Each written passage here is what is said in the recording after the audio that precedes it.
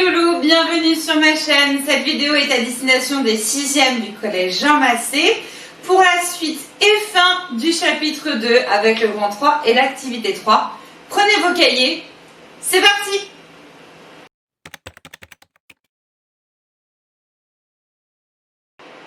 Alors mes loulous, depuis le début du chapitre, nous savons que les êtres vivants sont constitués de matière organique, que cette matière organique, on va voir effectivement que nous sommes des producteurs de cette matière. On produit effectivement des cellules, parce que finalement nous sommes constitués de cellules. Nous produisons effectivement des cellules et on peut voir cette fabrication de matière organique si on étudie par exemple la croissance en taille, en poids des êtres vivants. Ça c'est ce qui nous permettra d'observer l'augmentation, la production de matière organique. Nous savons également que ce que nous appelons les producteurs primaires, ce sont les plantes. Car les plantes vont avoir la capacité de pouvoir fabriquer de la matière organique à partir pas de matière organique, à partir de matière minérale, à partir de ce que les plantes vont pouvoir trouver dans leur environnement, avec le soleil, l'atmosphère, ce qu'ils vont pouvoir puiser dans le sol, bref, de la matière minérale. Alors que nous, par exemple, l'homme, nous sommes dits des producteurs secondaires. C'est-à-dire que nous ne sommes pas capables de produire de la matière organique sans apport de matière organique déjà existante. C'est pour ça qu'on a, par exemple, notre alimentation. Notre alimentation permettra alors de pouvoir pérenniser d'une certaine manière cette fabrication de matière organique. Nous avons également besoin de matière minérale, de l'eau par exemple, de l'oxygène par exemple. Donc nous avons, en tant que producteurs secondaires, besoin de matière organique déjà existante que nous allons absorber par l'alimentation et de matière minérale.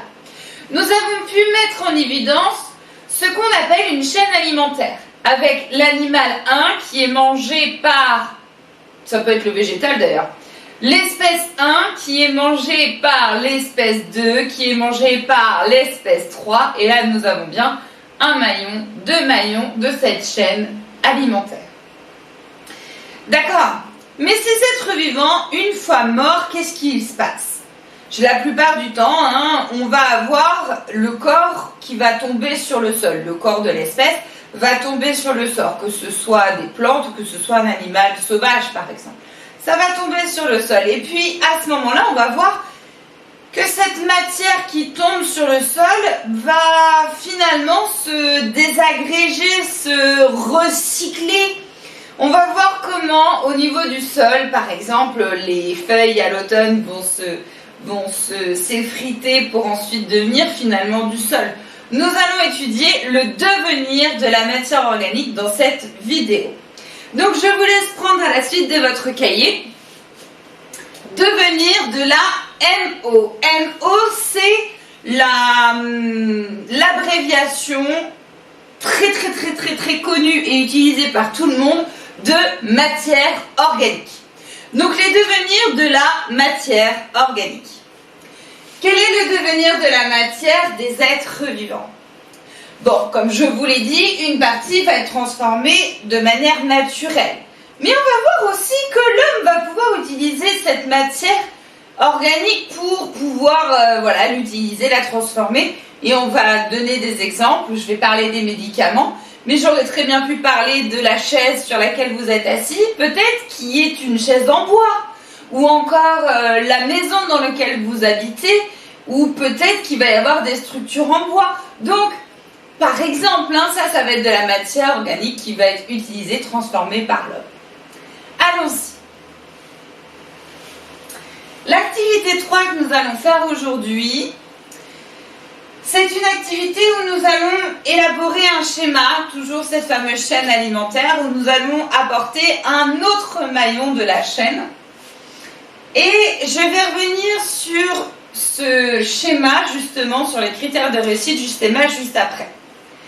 Et puis à partir de ces schémas, nous allons en tirer une conclusion sur le devenir de la matière organique.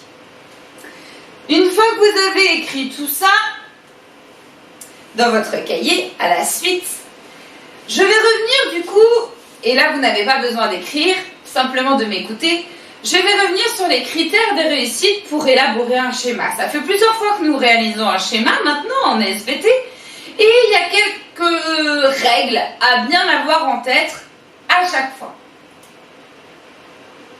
Alors ça paraît imposant, mais vous allez voir que quand je vais vous le dire, en vrai il y a pas mal de choses qui sont assez logiques, mais qui est toujours intéressant d'avoir. Si vous voulez avoir cette fiche, ce n'est pas obligatoire, mais si vous voulez avoir cette fiche, je l'ai déposée sur le Padlet, n'hésitez pas, pour ceux qui veulent un petit peu plus la lire, prendre le temps de la lire, voire éventuellement recopier certains éléments, voire pour certains l'imprimer, vous pouvez, elle est en libre disposition sur le Padlet.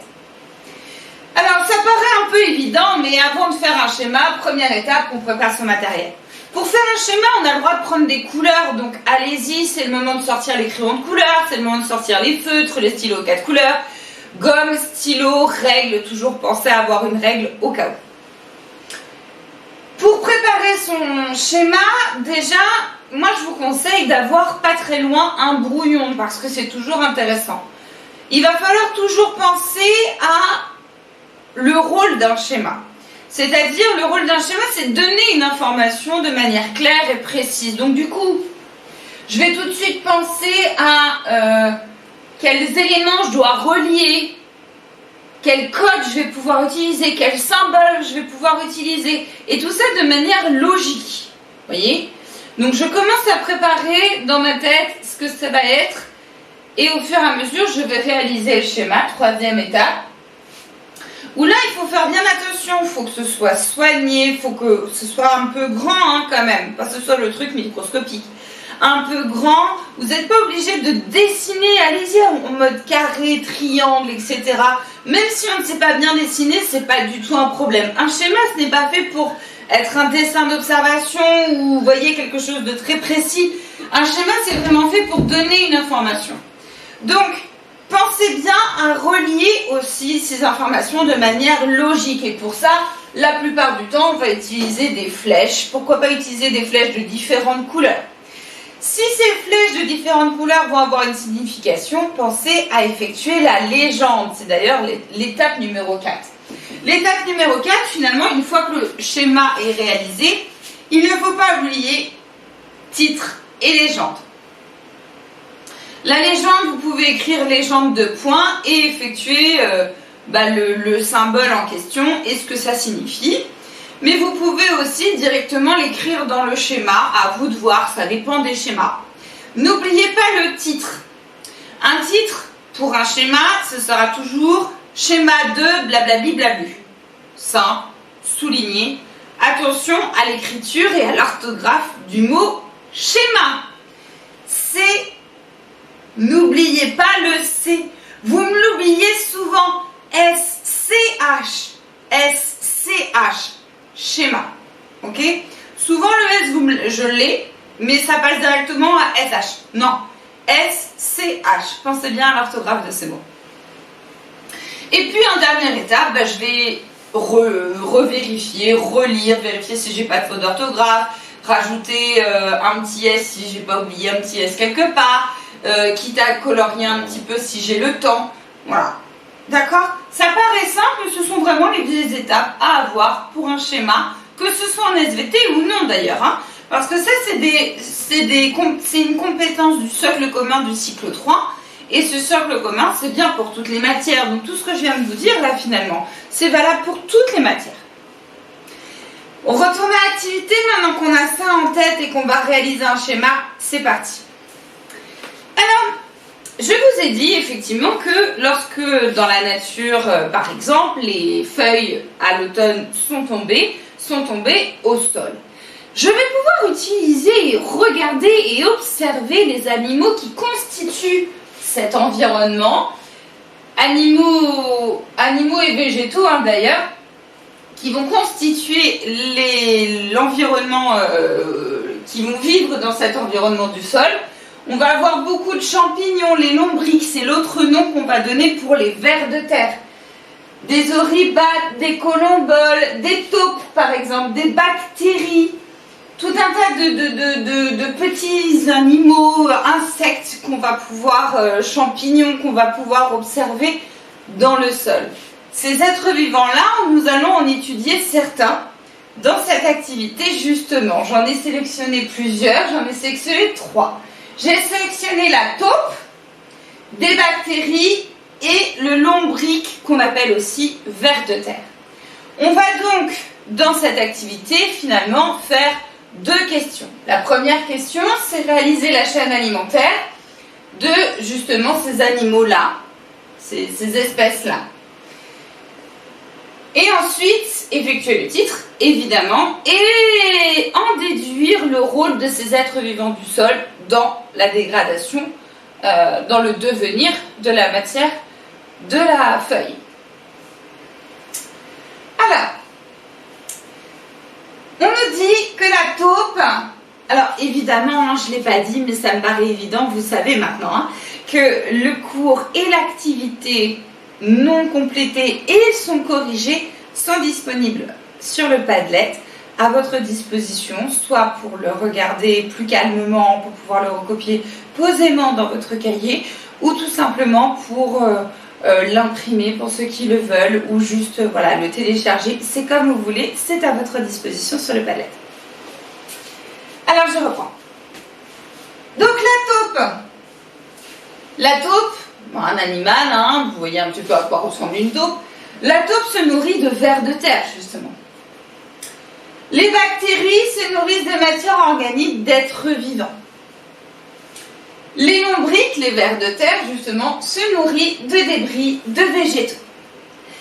Alors ça, ce sont les informations du document 1. Maintenant, à partir de ces informations, je vais pouvoir compléter ce schéma qui est effectivement une chaîne alimentaire. Si je reprends un petit peu justement ce schéma, je vais avoir débris de plantes ici qui est bien dans un cadre. Là, vous voyez, je commence dans la schématisation de mon schéma. Je suis dans des cadres reliés par des flèches. Les flèches signifient « et mangé par ». Bon, voilà, j'ai déjà ma légende finalement pour ma flèche qui est déjà sur mon schéma. Là, vous voyez, je ne l'ai pas écrit encore. Il va falloir que je n'oublie pas également le titre. Bon, alors, les débris de plantes sont mangés par la taupe, la bactérie, le ver de terre. Le ver de terre, on l'a vu tout de suite juste avant, on l'a lu tout de suite juste avant. Donc, on peut compléter. Débris de plantes est mangé par ver de terre, et on fait quelque chose de propre avec un petit carré. Le ver de terre, lui, il est mangé par, parmi ces espèces, la taupe. Je vais pouvoir donc compléter mon schéma avec débris de plantes, flèches mangées par le ver de terre, flèches mangées par la taupe. Vous voyez que là, je vais avoir une chaîne alimentaire à 3 espèces finalement. Et il nous en manque une dernière, les bactéries. Les bactéries, finalement, ce sont des êtres vivants microscopiques, infiniment petits, invisibles à l'œil nu, qui vont pouvoir manger tous les êtres vivants, sans distinction. Et c'est pour ça que je vais avoir des flèches qui vont venir de ces 3 espèces. J'avais plus, je dirais même, parce que c'est un groupement d'espèces, les plantes. Et donc, je vais pouvoir compléter ici bactéries. J'aurais très bien pu rajouter et manger par, et manger par, et manger par, si j'avais pas eu la flemme. N'oublions pas, jeunes gens, le titre. Schéma de blablabli blablu, donc schéma d'une chaîne alimentaire des animaux du sol, par exemple. Ok. Maintenant que nous avons réalisé ce schéma dans votre cahier et ici pour moi, nous allons pouvoir faire la question 2. À l'aide du document 1, indique quel rôle jouent les êtres vivants du sol dans le devenir des feuilles mortes. Les feuilles mortes sont ici. Finalement, ça va permettre quoi, ces êtres vivants? Ça va permettre quel rôle vont jouer ces êtres vivants? Est-ce qu'à la fin de la chaîne alimentaire, je vais retrouver des débris de feuilles? Ben non, ça a été mangé puis remanger d'une certaine manière. Au final, au bout de la chaîne, je ne retrouve plus du tout de feuilles. Finalement, les animaux, les champignons et les bactéries sont responsables de la transformation de matière organique jusqu'à devenir de la matière minérale. Si on regarde bien au fur et à mesure, les feuilles, quand elles se décomposent, là on est en train de le voir en ce moment, on va avoir la feuille, ok, qui vient juste de tomber sur le sol, on va commencer à avoir des petits chiffonnettes, vous voyez, ça commence à être beaucoup plus fin, un petit peu décomposé, ça commence à être mangé ici et là avec des trous. Et puis carrément encore plus, où la feuille va être encore plus dégradée, etc. Jusqu'à en rester pas grand chose, jusqu'à la fin devenir du sol, littéralement devenir de la matière minérale. Ok.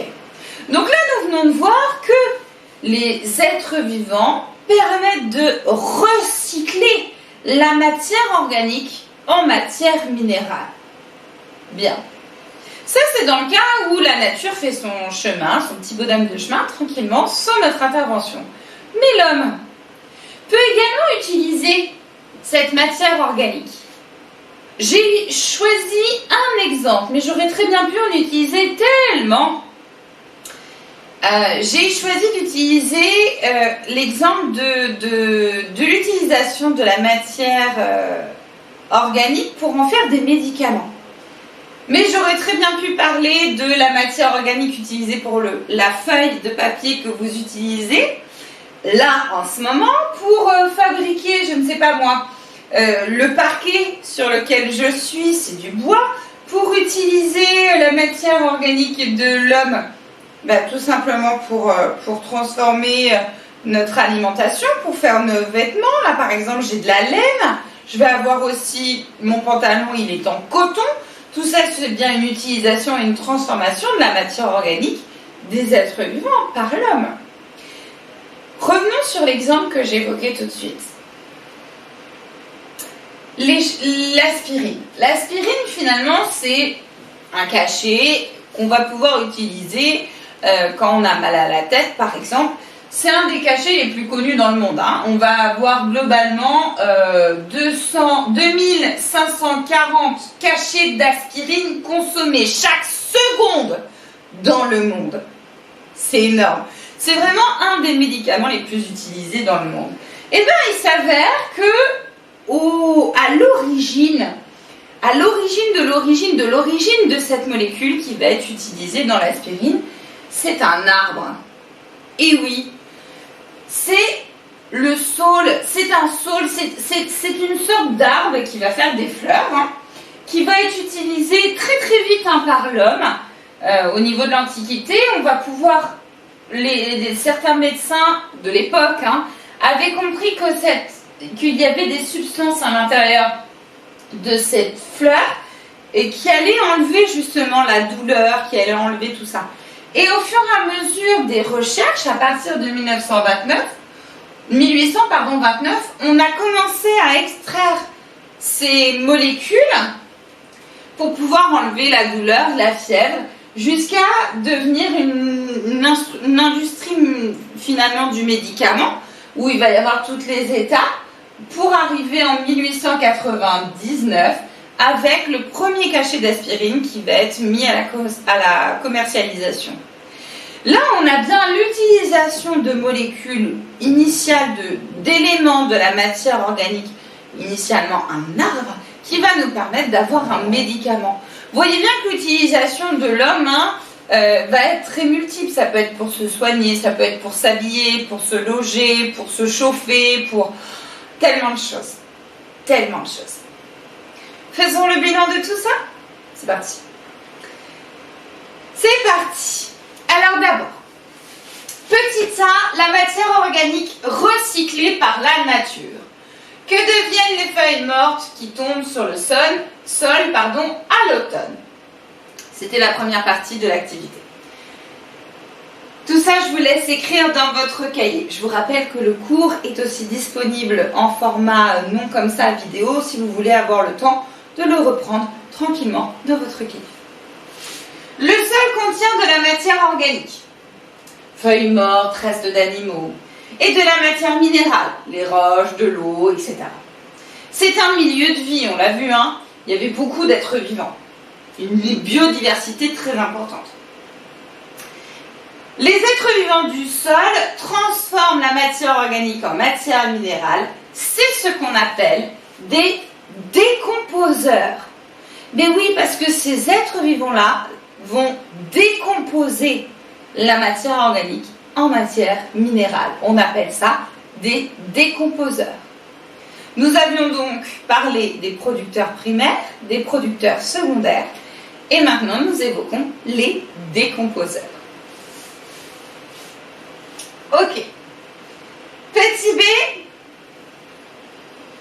la matière organique utilisée par l'homme et transformée par l'homme. L'homme peut extraire des substances produites par les êtres vivants et s'en servir comme matière première pour fabriquer des médicaments, des objets, des vêtements, etc., etc. Bien, jeunes gens, je vous laisse écrire ces deux bilans dans votre cahier. C'est finalement le travail que vous allez devoir réaliser idéalement avant la fin de la semaine, comme ça vous êtes tranquille. Si vous ne voulez pas le faire d'ici la fin de la semaine, il faudra que ce soit réalisé au retour des vacances dès le lundi 4 janvier 2021, déjà 2021. 4 janvier 2021, donc terminer finalement ce chapitre en terminant d'écrire le grand 3, l'activité 3 et les deux bilans dans votre cahier. Je vous souhaite une très bonne fin de semaine et je vous laisse pour une autre petite vidéo avec un petit message en plus particulier. Je vous fais d'énormes bisous, prenez soin de vous et à très bientôt. Au revoir.